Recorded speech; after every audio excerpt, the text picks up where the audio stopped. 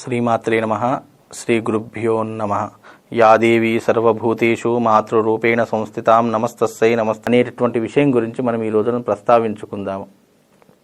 అయితే ముఖ్యంగా ఈ మేషరాశి వారి యొక్క జాతకాన్ని కనుక మనం తీసుకున్నట్టయితే మేషరాశి గృహంలో రాహు సంచారం చేత, అంటే మేషరాశి యొక్క గృహంలో రాహు ఉండడం చేత ఈ యొక్క మేషరాశి వారు ఎవరైతే ఉన్నారో వాళ్ళు ఈ నెలలో కొద్దిగా ఆర్థికపరమైనటువంటి ఇబ్బందులకు గురయ్యేటటువంటి అవకాశం ఏర్పడుతుంది. ఎందుకంటే రాహు ఎక్కడనైతే చెడు ఎక్కువగా సంచరిస్తుందో, ఎక్కడనైతే విపరీతంగా కోపము ఆవేశం ఎక్కువగా ఎక్కడైతే ఉంటాయో అక్కడ రాహు సంచారం చేస్తూ ఉంటాడు. కనుక ఈ యొక్క మేషరాశి యొక్క గృహంలో రాహు సంచారం చేత ఈ యొక్క మేషరాశి వారు ఎవరైతే ఉన్నారో వాళ్ళు ఆర్థికపరమైనటువంటి ఇబ్బందులు, అనవసరమైనటువంటి గొడవలకు కొట్లాటలకు వెళ్ళేటటువంటి అవసరం ఏర్పడుతుంది. తద్వారా వారు మానసికంగా శారీరకంగా చాలా ఇబ్బంది పడేటటువంటి అవకాశం ఏర్పడుతుంది. కనుక మేషరాశి వారు ఈ నెలలో చాలా జాగ్రత్తగా వ్యవహరించాలి. ఎందుకంటే ఈ మేషరాశి వారు ఈ నెలలో ఎలాంటి పొరపాట్లు చేస్తారనంటే ఆర్థికపరమైనటువంటి లావాదేవీల కోసము, డబ్బు కోసము ఏ పనినైనా చేయడానికి వెనకాడరు. మాటలు ప్రగల్భాలు పలుకుతూ ఉంటారు. నేను అది చేస్తాను, ఇది చేస్తాను, నాకు ఇప్పుడు డబ్బు కావాలి, నేను దానికోసం ఏదైనా చేస్తాను అనేటటువంటి ఆలోచనలో ఈ మేషరాశి వారు ఈ నెలలో ఉండడం జరుగుతుంది. అలా తొందరపడి నిర్ణయాలు తీసుకోవడం ద్వారా జీవితం అనేటటువంటిది అధోగోచరమైపోతుంది. అందుకనే చాలా జాగ్రత్తగా ఉండాలి ఈ మేషరాశి వారు. అలాగే ఆర్థికపరమైనటువంటి ఇబ్బందుల ద్వారా మానసికంగా శారీరకంగా కొద్దిగా నష్టపోయేటటువంటి అవకాశం, అంటే బాధపడేటటువంటి అవకాశము ఈ నెలలో ఎక్కువ శాతం కనిపిస్తుంది. అలాగే కుటుంబ వ్యవహారాదులలో ఎవరైతే ఇబ్బందులు పడుతున్నారో వాళ్లకు కూడా ఈ మేషరాశి వారు ఎవరైతే ఉన్నారో కొంతవరకు నష్టమే అని చెప్పుకోవచ్చు. ఎందుకంటే రాహు సంచారం చేత చెడు సావాసాలకు వెళ్ళడం కానీ, లేదా ఇతరులతో సంబంధం పెట్టుకోవడం కానీ, ఇంట్లో ఉన్నటువంటి పెద్దవాళ్లతో కానీ అయిన వాళ్ళతో కానీ గొడవలు పెట్టుకోవడం చేయవచ్చు. అలాగే వాగ్వివాదం కూడా పెరిగేటటువంటి అవకాశం ఉంటుంది. మాట పెరిగేటటువంటి అవకాశం కూడా కుటుంబ వ్యవహారాదులలో ఉండడం జరుగుతుంది. కనుక కుటుంబ వ్యవహారాలు చేసేటప్పుడు చాలా జాగ్రత్త వహించాలి.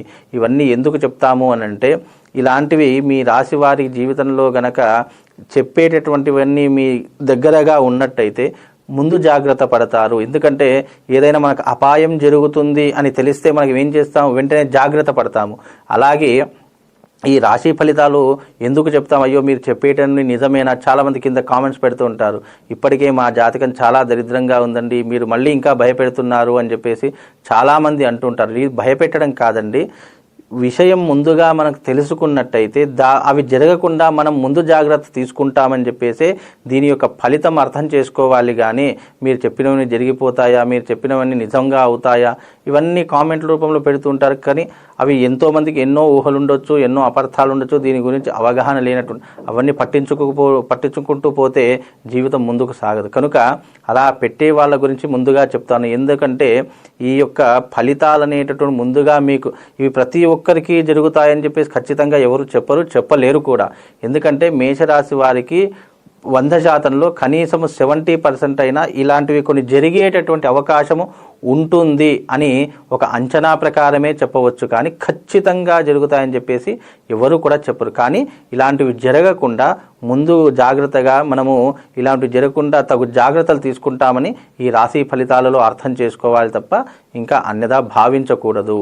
అయితే ఈ మేషరాశి వారికి రాహు సంచారము చేత, అంటే తమ మేషరాశి గృహంలో రాహు సంచారం చేత ఎక్కువగా ఇతరులతో, అంటే చెడు సావాసాలు చేయడము, చెడు స్నేహితులతో తిరగడము, లేదంటే వాళ్ళ ద్వారా ఏదైనా చెడు నేర్చుకోవడము, ఇలాంటివి ఎక్కువగా చేస్తుంటారు మేషరాశి వాళ్ళు. కనుక ఈ మేషరాశి వారు వీలైనంత వరకు పెద్దవాళ్ల యొక్క సాన్నిధ్యం చేయాలి.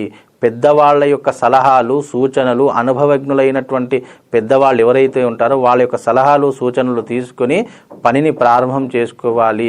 తొందరపడి నిర్ణయాలు తీసుకొని తొందరపడి ఏదైనా పనిని ప్రారంభం చేసినట్టయితే తద్వారా మీరు నష్టపోయేటటువంటి అవకాశం ఉంటుంది. కనుక మీరు విషయాలు ఏవైనా సరే, పని ఏదైనా సరే పెద్దవాళ్ళ సలహాలు సూచనల మేరకు మీరు ఈ నెలలో కనుక మీరు ప్రయత్నం చేసినట్టయితే తప్పకుండా మీరు ప్రతి కార్యక్రమంలో ప్రతి రంగంలో విజయం సాధించగలుగుతారు.